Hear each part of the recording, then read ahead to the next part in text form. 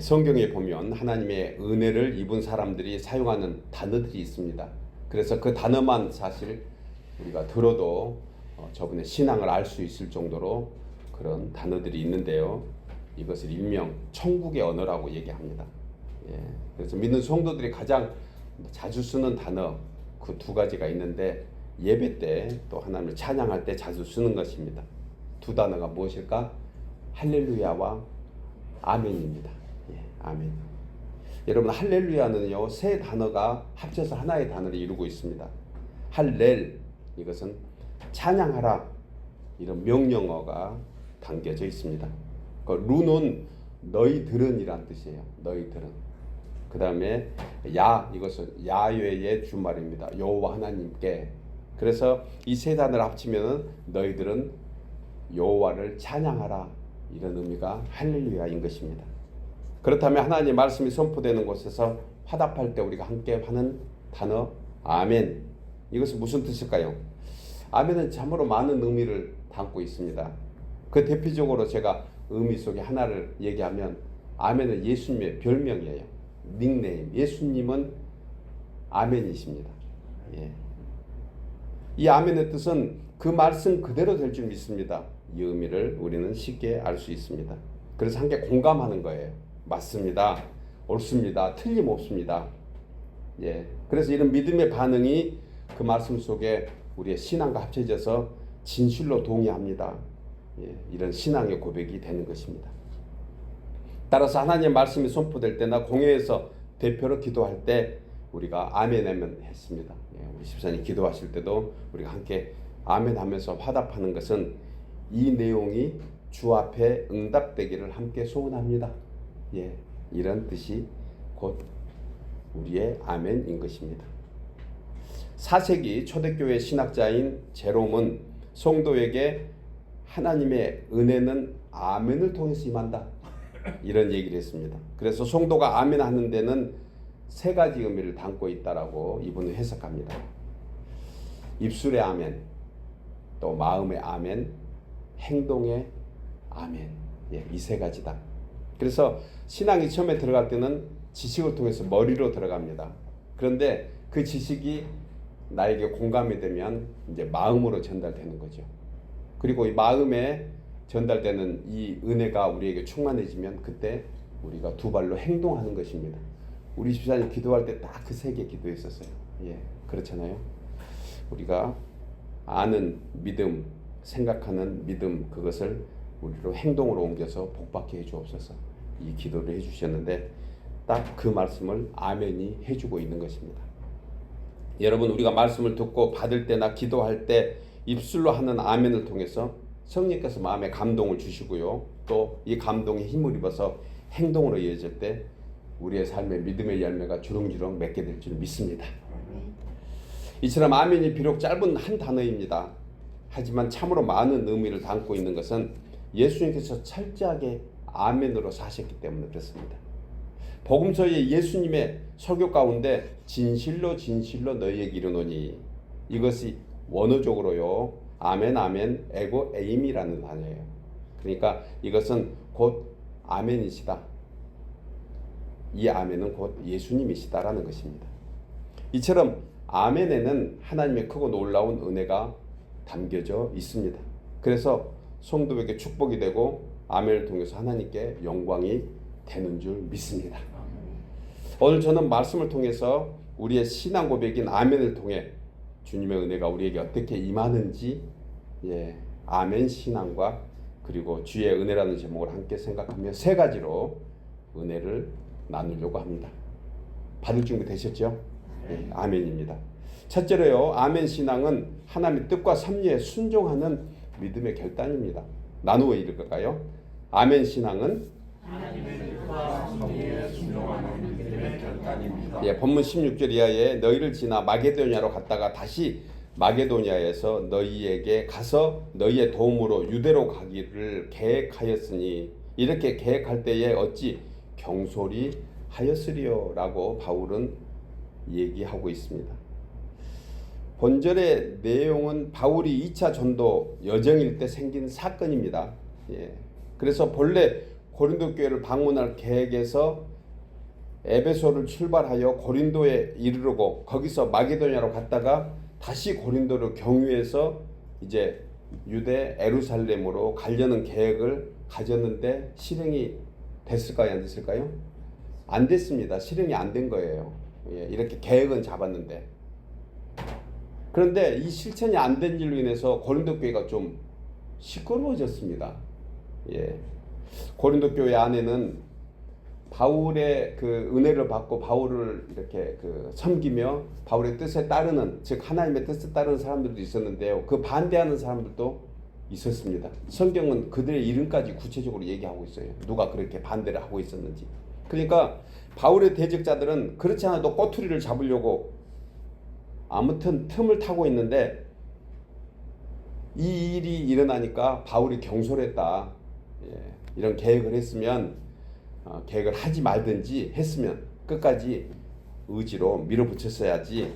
이렇게 말에 경솔하고 소홀히 한 그러한 변덕스러운 자다라는 탈을 씌우고 계속해서 공격한 거예요. 교회도 비난하고 그리고 바울의 사역도 비난하고. 그런데요, 사실 여기에는 아주 깊은 뜻이 있습니다. 공격하는 이유는요, 여러분, 사람이 공격할 때는 두 가지 의미가 있습니다. 하나는 어떤 의미에서 윤리 도덕, 우리가 흔히 얘기하는 인간적인 그런 면에서 공격하는 것도 있지만은요, 더 우리가 깊이 생각할 것은 영적인 것도 많아요. 그래서 성도잖아요. 우리는 다른 사람과 다르거든요. 우리는 두 날을 산다고 그랬잖아요.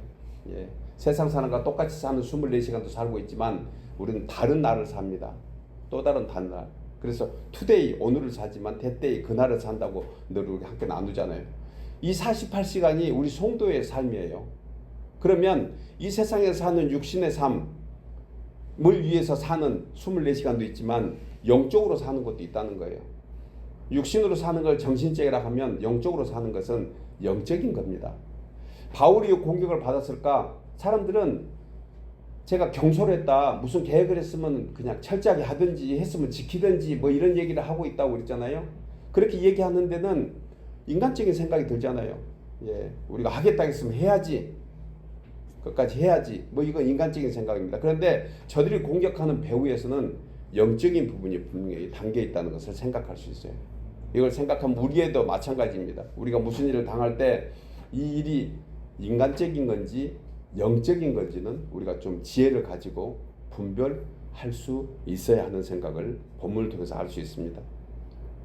본문의 사건이 사도행전 19장에 기록되어 있습니다.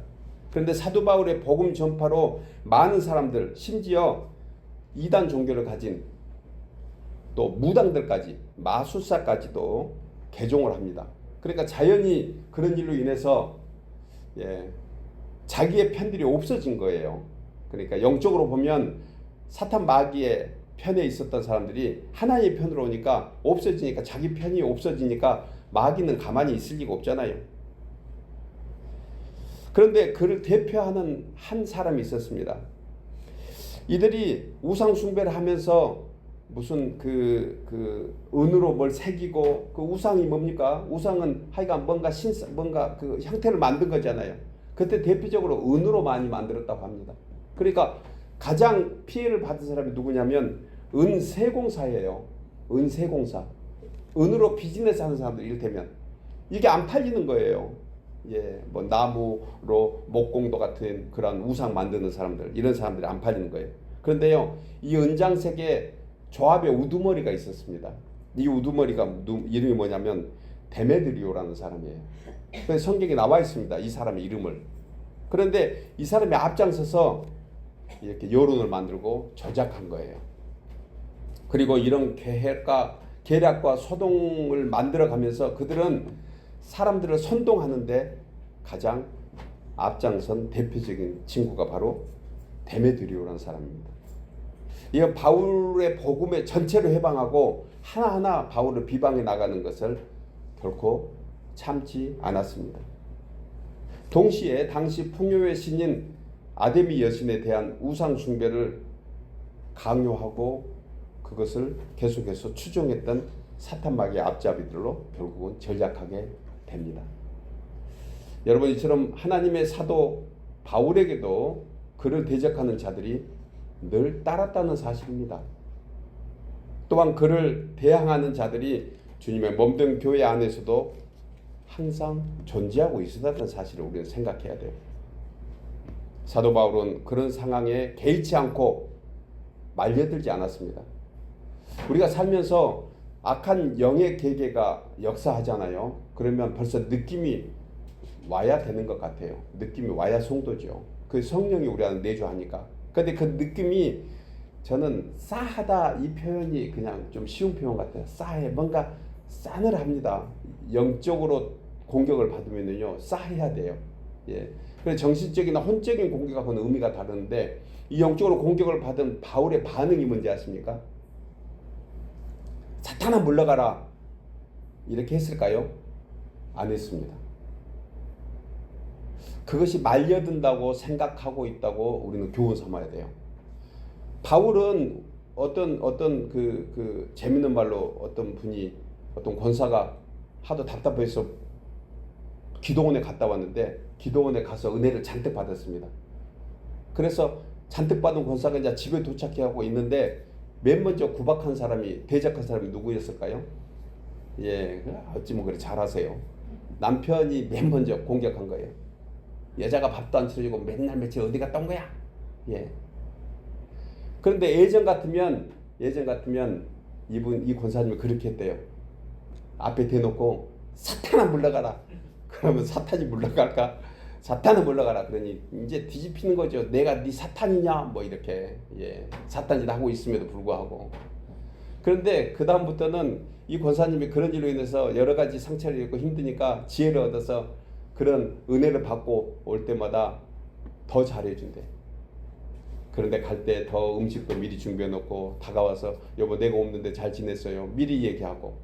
이게 예수님이 주시는 지혜와 사랑으로 대적하니 영적인 것이 예, 부드러운 것이 강함을 물리친다. 그런 미닝을 갖게 했다는 그런 글을 제가 읽은 적이 있습니다. 여러분 바울은 오늘 우리에게 좋은 교훈을 줍니다. 영적으로 공격하는 저들을 영적으로 대응하는 그런 바울의 모습인데 여러분 부드러움으로 강함을 이겼던 그런 모습, 온유함과 자비와 긍휼과 사랑으로 저들을 하나님의 사람으로 이끌어가고 하나님의 사람이 아닌 사람은 하나님의 사람으로 만들 수 없습니다. 인간은 하나님이 하셔야 돼요. 그러니까 하나님이 계획이 없으신데 인간이 인위적으로 하잖아요. 그럼 분명히 영적인 것은 문제가 더 된다는 것을 우리는 생각할 수가 있습니다. 그래서 성도들에게 바울이 했던 하나의 방침은 아멘 아멘 하면서 합시다 였어요. 아멘 아멘 하면서 합시다. 이렇게 바울은 아멘에 대한 깊은 의미를 저들 모두에게도 전해줍니다. 한마디로 바울은 모든 일에 아멘 하는 성도가 돼야지 하나님의 섭리와 뜻에 순종하게 된다. 이것이 겸손한 사람이다. 내 뜻대로 일이 돼도 아멘이고 일이 안 돼도 아멘이지 않습니까? 라는 거예요. 아멘. 여러분 사실 하나님을 대적하면서 해방하는 교만한 인간의 제약은요 어제 오늘 하루 이틀 사이가 아닙니다. 수천 년 전부터 이미 자행해 왔던 것이에요. 창세기에 나오는 가인이 동생 아벨을 살해한 것도 사실은 하나님의 말씀에 아멘이 없어서 그랬던 거예요. 하나님의 말씀에 아멘 하면 끝났지 않겠습니까? 내 동생 아벨은 약속한 양으로 하나님께 제사를 드렸는데 너는 약속하지 않는 피의 제사가 없지 않았느냐. 이거 책망했잖아요. 하나님이. 지적하면 아멘 죄송합니다 이래야 되는데 그냥 열받아서 하나님도 필요 없고요. 그 다음에 동생 아벨을 죽였던 그러한 이유가 바로 하나님의 말씀에 아멘이 없어서 그런 것입니다. 여러분 오늘날 지구촌 곳곳에 일어나고 있는 모든 현상들은 하나님 앞에 아멘이 없어서 그렇다는 생각을 합니다. 이것은 우리가 깊이 교훈 삼아야 돼요. 우리 삶 속에서도 하나님 앞에 아멘만 하면 우리에게 닥쳐진 문제의 많은 것들이 해결될 줄 믿습니다. 아멘 합시다. 내 뜻대로 안 돼도 내 생각대로 안 돼도 계획대로 안 된 것 같지만 그래도 하나님이 일하신다는 그러한 우리에게 믿음만 가져도 우리는 아멘을 할 수 있습니다. 여러분, 사람은 그 어느 것 하나도 바꾸지 못합니다. 진실로 그렇습니다. 인위적으로 되는 것이 이 자연 모든 만물 주간 역사 속에는 있지도 없습니다. 인위적으로 하면은요 반드시 리턴됩니다. 한번 해보세요. 우리 그저 그 하고 살았습니다. 저도 제가 말씀을 준비하면서 함께 여러 동역자들이나 또 우리 성도들한테 나눴던 그 내용 단어 3가지가 내 생각납니다. 사람은요 도리로 살아야 된다. 도리로 살아야 돼. 인간된 도리로 살아야 합니다. 가장 기본입니다. 그러니까 도리 없으면, 도리로 살지 않으면 이게 다 어긋나잖아요. 그럼 도리 위에는 무엇일까? 제가 단어를 일부러 뒤에 리자를 만들었겠죠. 순리예요, 순리. 그러니까 도리보다 더 수준 높은 게 순리라는 단어를 저는 인용하고 싶어요. 인위적으로 살 수 없습니다. 사람이 아무리 도리를 가지고 하더라도요, 어떤 상황에서 순리에 부딪히잖아요. 그럼 순리에 따라야 되는 거예요. 그것이 인간의 도리의 하나의 높은 수준이다. 여러분, 도리와 순리 위에 하나의 단어가 무엇일까? 맞습니다. 청육사님 얘기한 것처럼 진리예요. 진리는 인간에게 가장 수준 높은 어느 행동의 지침이라고 생각합니다. 지침입니다. 그래서 도리에 사는 것도 좋고 순리에 사는 것도 좋지만 그보다 더 높은 수준은 진리에 산다. 이 3 단어가 요즘 계속해서 아주 오랜 시간 저에게 이 단어로 저를 계속해서 교훈하고 있는 성령의 인도함을 받고 있습니다. 여러분, 순리로 삽시다. 도리로 삽시다. 그러나 그보다 높은 수준의 진리로 사는 우리 모두 되기를 주의 이름으로 축복합니다. 진리로 사는 사람들은 어떤 일이 생겨도 아멘 합니다. 내 뜻이 다르고 내 생각이 다르도 아멘 합니다. 솔로몬은 이 아멘에 대해서 전도서 11장 5절에서 이렇게 얘기합니다. 바람의 길이 어떠한가? 아이 벤 자의 태에서 뼈가 어떻게 자라는지 너희가 알지 못한 같이 만사를 성취하시는 하나님의 일을 네가 어찌 알겠느냐? 자기가 이미 깨달아 본 거예요. 머리카락 하나도 희게 하지 못하는, 아니 흰머리 하나 검게 하지 못하는 우리 인생들이 뭘 해보겠다고 왈가왈가 하느냐? 내가 다 해봤는데 이를 성취하신 분은 여호와 하나님이시니 아멘 하자. 그렇다고 손 놓고 그냥 무조건 아멘 하는 뜻은 결코 아니죠.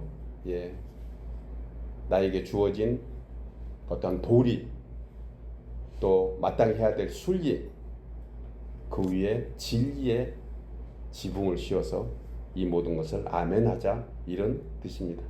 여러분, 우리가 할 수 있는 우리가 해야 됩니다. 우리가 할 수 있는 일을 하나님께 맡긴다고 하나님이 하시겠어요?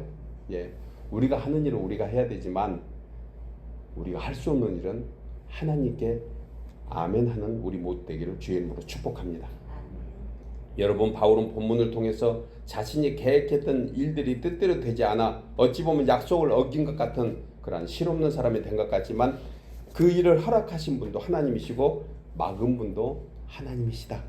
그래서 하나님의 뜻과 섭리가 있음을 믿고 순종하는 것이 우리에게, 자신에게 오히려 자랑거리가 됐다. 그래서 자신은 예수님을 닮아 아멘하면 살 것이라 그렇게 말씀합니다. 사랑하는 여러분, 성도들, 우리의 삶의 여정에서 구비마다 하나님의 뜻과 섭리가 있음을 알고 그 일을 이루시는 분은 오직 하나님 한 분이심을 또한 믿어 범사에 아멘으로 순종하는 우리 모두 되기를 주의 이름으로 축복합니다.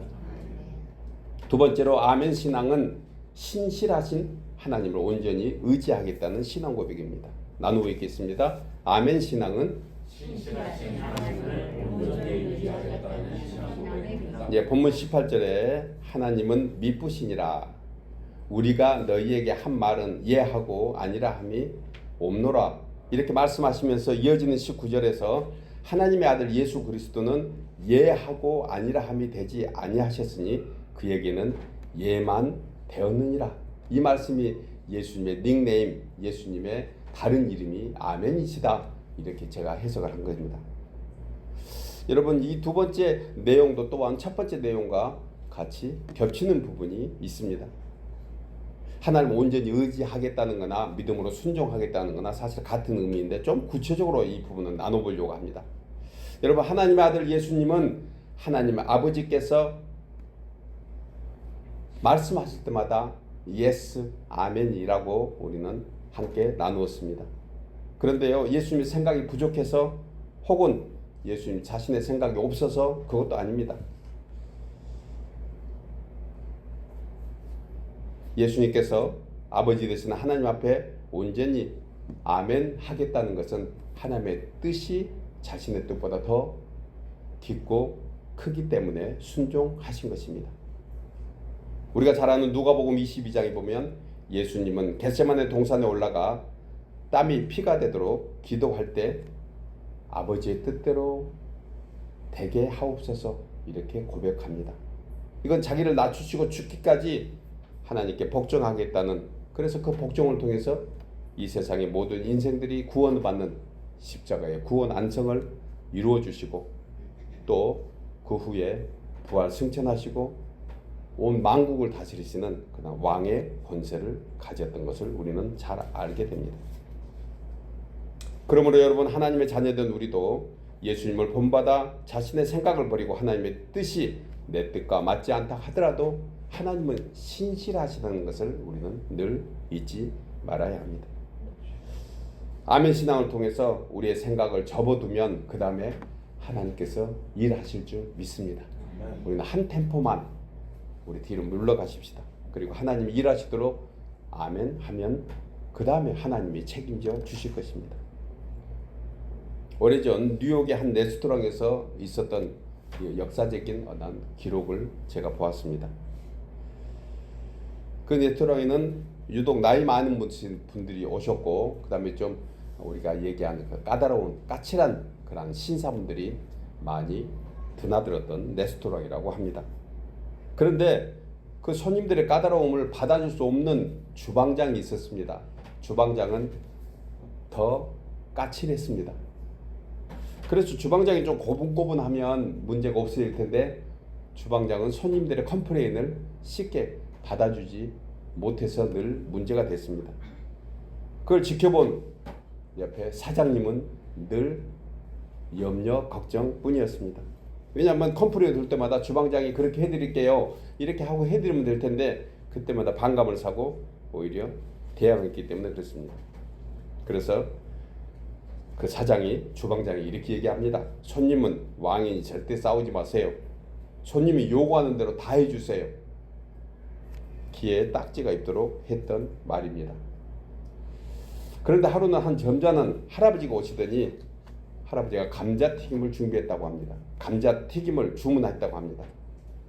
그런데 감자를 튀겨 나오는데 감자가 좀 너무 두껍게 나온 거예요. 그러니까 할아버지가 또 까칠하게 주방장한테 요구하겠지요. 감자를 좀 얇게 썰어달라. 주방장이 손님은 왕이니까 해야지 하는 생각으로 썰었는데 이번에도 두껍다는 거예요. 그래서 더 얇게 썰어달라 해줬는데 그 다음에도 이보다 더 얇게 썰어달라. 이래서 결국 몇 번 걸쳐서 주문을 한 주방장이 비록 화가 났지만 손님은 왕이다라는 생각을 가지고 순종 하면서 튀겼습니다. 가장 얇게 튀겨서 그 손님에게 줬더니 그 신사 손님이 아주 잘 먹은 거예요.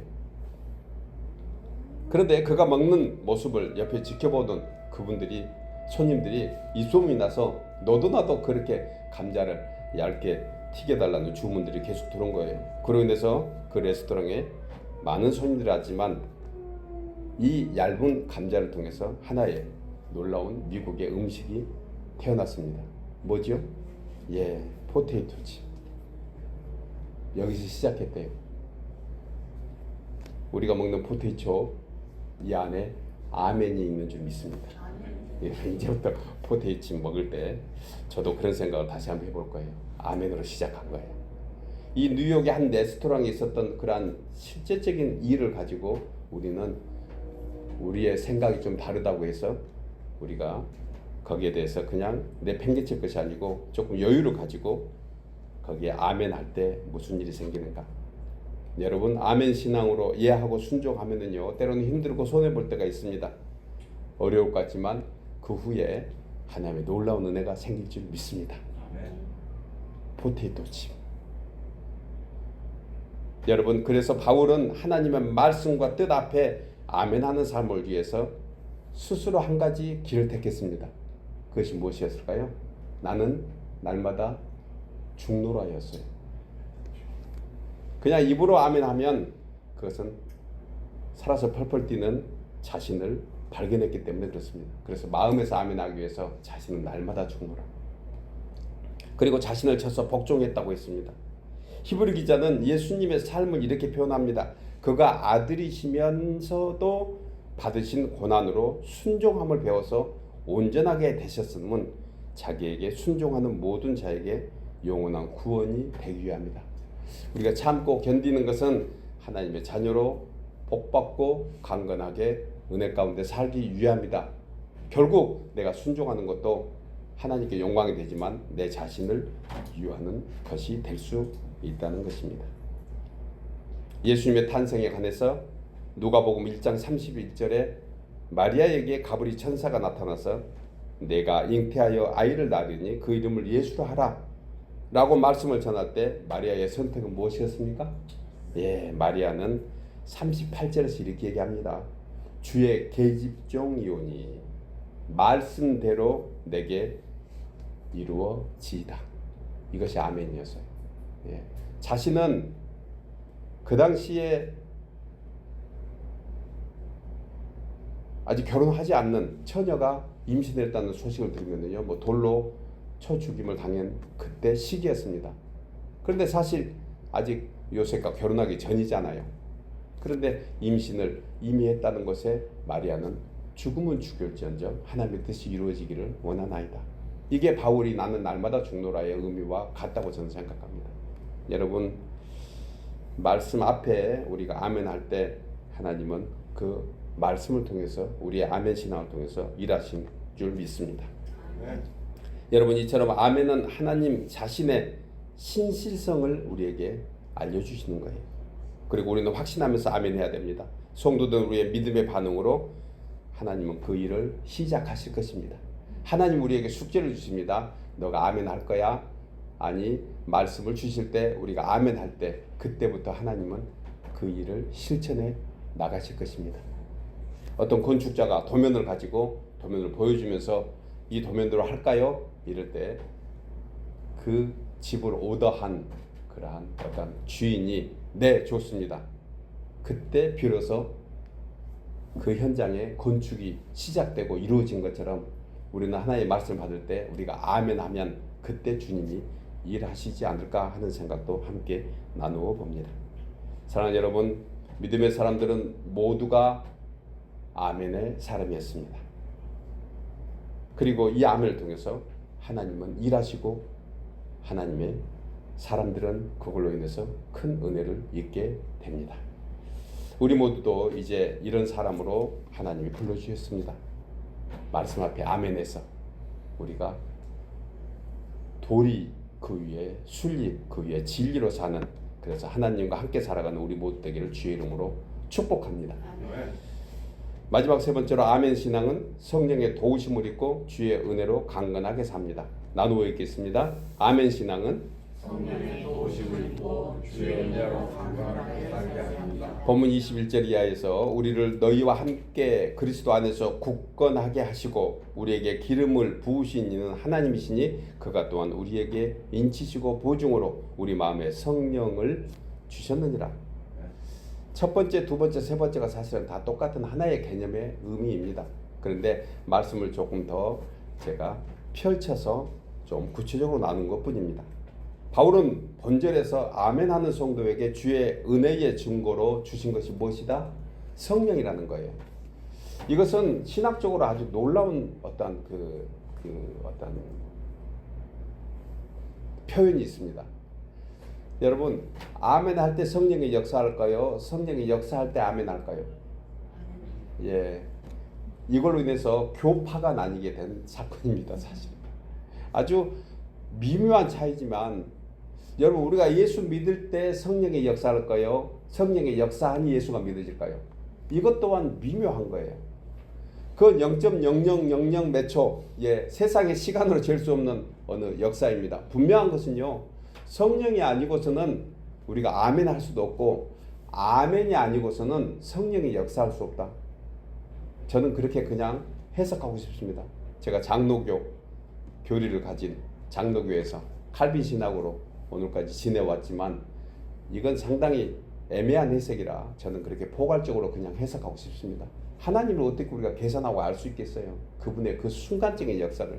분명한 것은요, 여러분, 아멘 속에 성령이 역사한다는 사실은 분명합니다. 또한 성령께서 역사하시니 아멘 할 수 있다는 것입니다. 그래서 성령의 역사는 단회성과 연속성을 가지고 있습니다. 성령의 역사는. 단회성은 우리가 예수님을 영접할 때 아멘 하잖아요. 그것은 한 번에로 끝납니다. 그래서 우리가 아멘 하는 그 순간, 예수님은 나의 구주시다, 어느 순간을 믿고 아멘 하면 그것은 단 한 번에 구주되심을 증거해 준 거예요. 그래서 단회성이라고 저는 해석하고 싶습니다. 그런데 이 성령이 끊임없이 우리 속에 크게 역사하고 권능을 베푸시고 우리에게 계속해서 공급해 주시는 어떤 힘을 보면 이것 또한 연속성이라는 것입니다. 그래서 성령은 성도된 우리가 저 천국에 이르기까지 끊임없이 역사하시는 하나님이신 줄 믿습니다. 이 하나님을 우리가 계속해서 우리 마음속에 새기고 또 함께 살아가기 위해서는 아멘 하는 신앙이 필요하다는 거예요.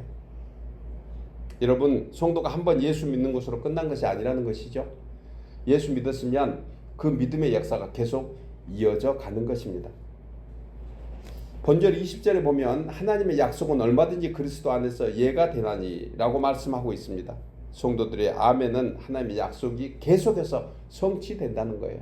예수 믿었으면 믿음으로 끝난 것이 아니고 그 믿음을 지속적으로 계속해서 받아야 되는 거예요. 여러분, 우리가 딜러에서 새 차 사면 기름 그냥 우리 흔히 한 말로 만땅 채워지죠. 채워줍니다. 안 채워주면은 그냥 뭐 그런 딜러 놓겠지만, 하여간 가득 채워주면 그걸로 이제 우리가 새 차를 가지고 나오잖아요. 나오면은 얼마 동안 타면은 그 기름이 계속 채워져 있나요? 아니에요. 새 차 사는 것을 단회성이라 하면 그 차가 지속적으로 우리의 생활에 유익하게 되려면 기름을 계속 채워내야 되는 것과 똑같다. 그래서 연속성이다. 이런 생각이 듭니다. 여러분, 우리는 계속해서 그렇게 하나님의 은혜 가운데 살도록 만들어 주셨습니다. 그러니까 예수 일찍 믿으면은 이익이에요, 이익이에요. 예수 일찍 믿으면은 이익이에요. 여러분, 하나님의 말씀인 성경에는 32,500가지 정도의 언약들이 있다고 합니다. 저도 다 세보진 않았어요. 어떤 학자가 표현한 것입니다. 32,500가지. 그 중에서 한 7천여 가지가 축복의 말씀입니다.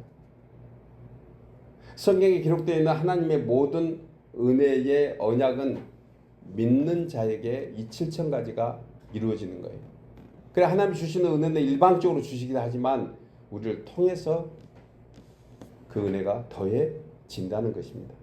그러기 위해서 우리가 해야 될 것이 무엇이라고요? 아멘입니다. 아멘. 아멘.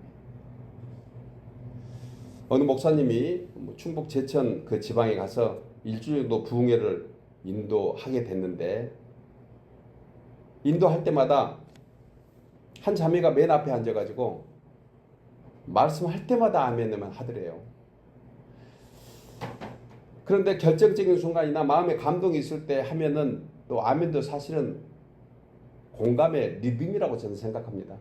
제가 말씀을 증거하면서 아멘 해주는 성도가 가장 귀합니다. 가장 좋습니다.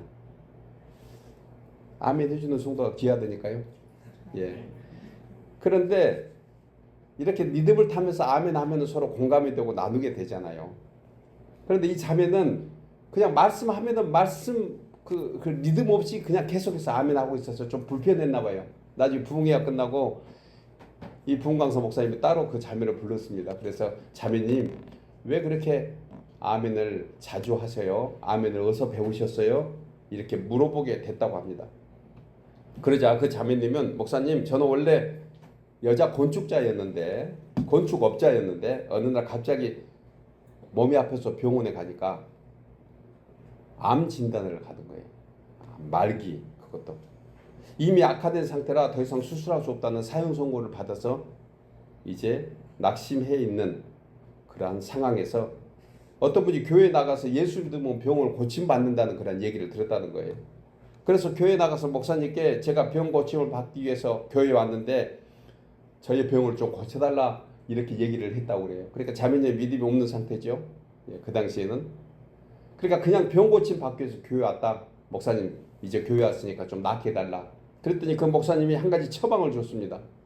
그 처방이 무엇이었냐? 무조건 아멘 하래요. 무조건 아멘. 그냥 조건이 없다는 거예요. 무조건 아멘. 우리 다 같이 따라서 합니다. 무조건 아멘. 무조건 아멘. 치료될 줄 믿습니다. 진심으로 했습니다. 이 말씀에 순종하면서 그때부터 믿음이 아멘으로 바뀐 거예요. 믿음의 시작이 아멘으로 시작한 거예요. 그래서 아멘만 했더니 서서히 몸이 가벼워지고 통증이 사라져서 병원에 가서 진단받았더니 그 암이 사라졌을까요? 사라졌을까요? 사라졌어요. 그냥 저도 어느 글을 읽고 그렇게 여러분들께 나눈 겁니다. 제가 이 자매 만나본 적도 없습니다. 언제 그랬는지도 잘 모르겠습니다. 분명한 것은 여러분 아멘은요 사람을 평화롭게 합니다. 진심으로 그렇습니다. 예수님은 곧 평안이시잖아요. 그리스도는 평안이시니까 주님을 닮아서 아멘하면 평안이 오게 됩니다. 여러분 주님은 우리에게 복을 주십니다. 오병이어의 기적을 주십니다. 병든 자를 낫게 하십니다. 갇힌 자를 풀어주시고 자유케 하십니다. 그러니까 주님이 하신 것처럼 하면 그렇게 될 줄 믿습니다. 그것이 바로 무조건 아멘입니다. 우리 신앙이 너무 굳어 있는 것 같아요. 예전 신앙에 해보지도 않고서 아멘 하지도 않고서 그냥 들은 지식에 이제 다시 한번 우리가 무조건 아멘의 순수한 신앙으로 돌아가기를 주의 이름으로 축복합니다. 그래서 아멘만 하는 이 자매가 모든 질병에서 치료를 받은 것처럼 우리의 마음속에 답답함도 우리의 마음속에 아픔도 상층도 여러분 아멘 할 때 하나님 일하실 것입니다. 민수기 14장 28절에요. 여호와의 말씀에 자신의 삶, 하나님의 삶, 하나님을 두고 맹세하노니 너희 말이 내 귀에 들린 대로 내가 너희에게 행하리라. 그 시작이 아멘인 거예요. 여러분 사람이 그냥 아멘하는 것 같지만요 성령께서 역사하는 증거라고 있습니다. 그래서 성도가 아멘할 때마다 하나님께서 성령을 통해서 역사하시는 것입니다. 사랑하는 여러분 아멘을 통해서 막힌 길이 열리고 답답한 심령이 평안을 얻고 죽을 것 같은 질병에서도 고침을 받고 영육간의 강건함을 받기 위해서는 이제부터 말씀 앞에 일단 아멘 하십시다. 무조건 아멘 하시기 바랍니다. 그러면 주님이 그때부터 일하셔서 우리의 마음에 평안이 부족하면 더 아멘 하시고 평안이 우리에게 임할 때마다 아멘하여 아멘의 삶으로 주의 은혜를 받고 살아가는 우리 모두 되시기를 주의 이름으로 축복합니다.